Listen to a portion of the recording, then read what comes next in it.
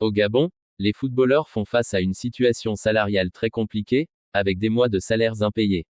Si pour l'heure la Ligue nationale de football professionnel (LINAF) ne s'est pas encore expliquée sur ce sujet, l'Association nationale des footballeurs professionnels du Gabon, ANFPG, quant à elle est sortie hier de son silence et se ramène face à ses responsabilités vis-à-vis des joueurs.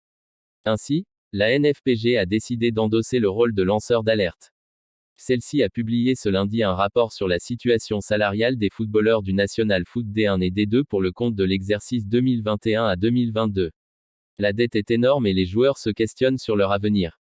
La LINAF cumule plusieurs mois de salaires impayés dans les deux catégories du National Foot, soit une facture de 585 674 977 francs CFA.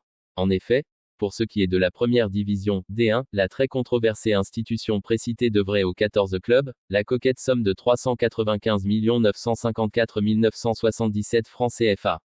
Ces associations enregistrent pour certaines 3 à 6 mois de salaires impayés. La LINAF jusqu'à ce jour, a pu régler aux entités sportives la modique somme de 87 075 023 francs pour ce qui est de la deuxième division, D2, le constat est quasiment le même.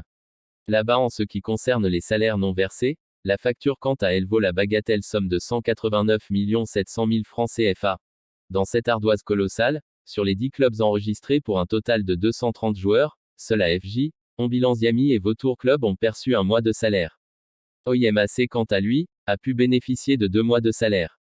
Malheureusement, les 6 autres clubs n'ont jamais reçu le moindre radis. En somme, les 24 associations sportives placées sous la supervision de la LINAF, soit un total de 552 joueurs en particulier qui composent le championnat national, ont reçu de manière générale une enveloppe de 104 325 023 francs CFA comme salaire soldé. Malheureusement, l'État gabonais via le ministère des Sports n'a pas encore réagi à ce sujet. On se souvient que les autorités du football gabonais avaient révélé que les salaires des joueurs D1 et D2 s'élevaient respectivement à 250 000 francs CFA à 150 000 francs CFA par mois. Ainsi, ces déclarations poussent à s'interroger sur le bien fondé de celles-ci quand on sait que l'argent n'était pas disponible.